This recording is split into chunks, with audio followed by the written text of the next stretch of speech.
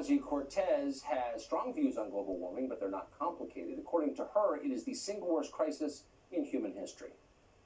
The world is going to end in 12 years if we don't address climate change.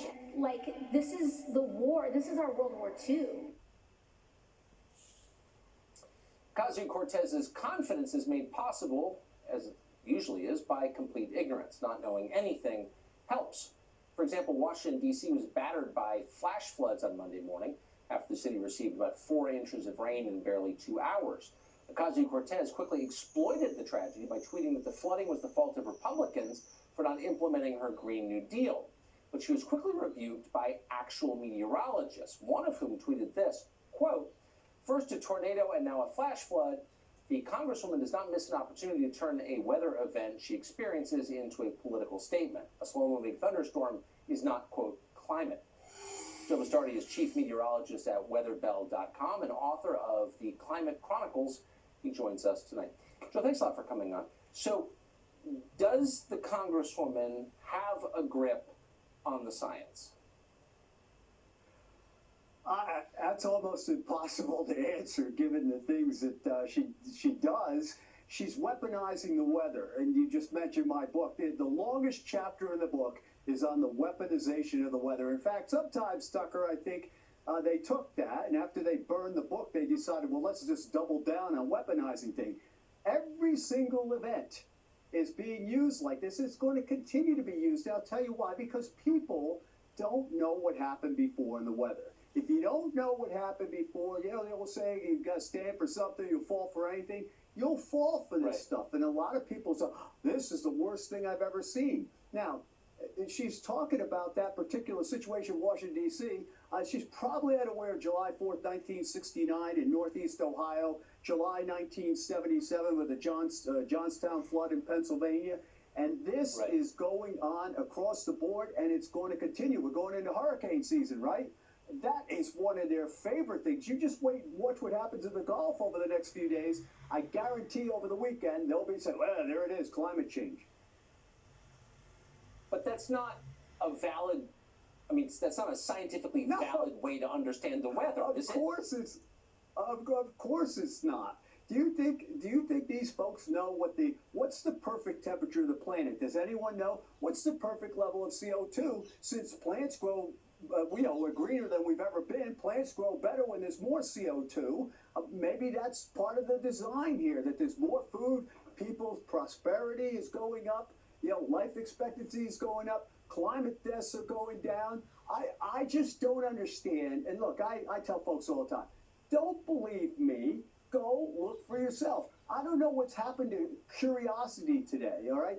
There are a lot of honest people on the other side of the issue that I know. I see what they're looking at. I believe they over-attribute to CO2. But there's a whole bunch of people here that are simply using this as an agenda-driven idea, and it has very little to do with climate or weather. It has things to do with political ideas. It does seem that way. Joe, thanks a lot for joining us tonight. It is. Hey, thank you for having me anytime. Thank you. Tammy Bruce, the president of the Independent Women's Voice and the host of Get Tammy Bruce on Fox Nation, which you should watch. She joins us tonight. So, Tammy, there was a study out recently that showed that if you wanted to reduce the amount of carbon in the atmosphere, the first thing you would do is you would plant trees, a lot of trees. Sure. And it says a kind of plausible conclusion, I thought. You heard nothing about this from Democratic politicians, I noticed, and could it be that's because planting trees would not increase their political power, so they're not interested in that? Yeah, it's one of those things. Also, solutions. They're against solutions to things, because if you solve the problems, if you really solve the problems, what are they going to run on, right? What are they going to say to people? And if you're going to run on the economy, you've got to run on conservative values, and they can't do that.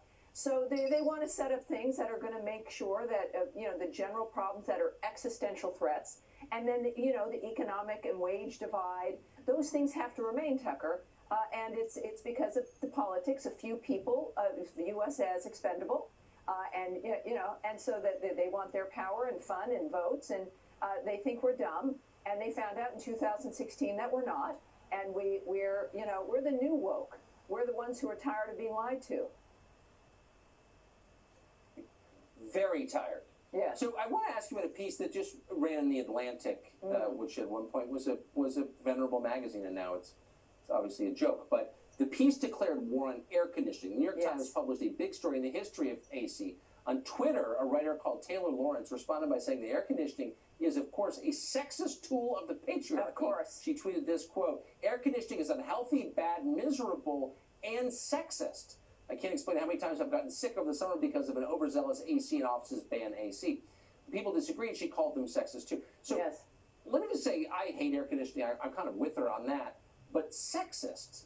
How is it sexist? Well, you know, the patriarchy is so strong, Tucker, that they've all colluded and they've made it sure so that every building in America is going to be too cold for women. Now, when you've got that kind of power, I'm just wondering why they're allowing women in the offices at all, right? How is it? And then here's the other issue. If they're that powerful, Tucker, they're making it too cold for women in the summer, but they're not doing it in the winter.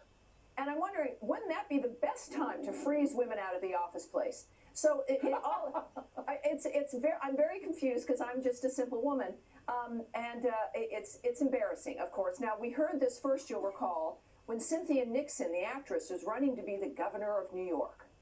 Wasn't that what she was running for? And she obviously didn't win. Yeah. But she brought it up that it was the most sexist thing in the world. And it's because, look, women do dress differently than men, but there's a solution to this. First of all, it's not a plot. Right? It's not some weird conspiracy plot that they keep, accusing Republicans of and conservatives. It would require maybe putting on a cardigan. And I'm thinking maybe that's why they don't get cold in the winter, because they're wearing maybe heavier clothes. But for the sexist thing here is this presumption, is this argument like this young woman made from the Atlantic, that it's because she gets sick. And it just highlights how the left, and especially if you're immersed in identity politics, you don't think of anybody but yourself, because air conditioning makes life worth living. Charles Cook over at National Review reminded us in 2003, the summer of 2003, almost 15,000 French people died because of the heat. And it affects, of course, the elderly, the infirm, and here in America, the poor, of course, the southern poor, relying on air conditioning in order to actually live. But that young woman, because I guess she didn't want to tell anybody to replace the filters in the air conditioning, maybe she wouldn't get sick. And God forbid, should we have to on occasion wear a blazer so that we don't get nailed by the air conditioning. It is worth thinking beyond ourselves. When you're in a large office, not everyone's going to be happy. You're going to have to adapt and compromise sometimes, God forbid. But I think we can.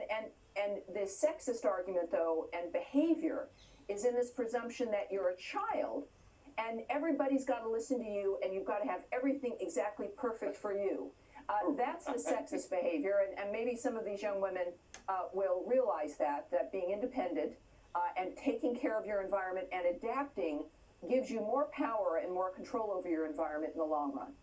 Just a thought. Malignant narcissism. That's the phrase right. you introduced me to, and I think of it every day watching what's happening. That's exactly what this Timmy, is. Great to see you tonight. Thank you, sir. Great.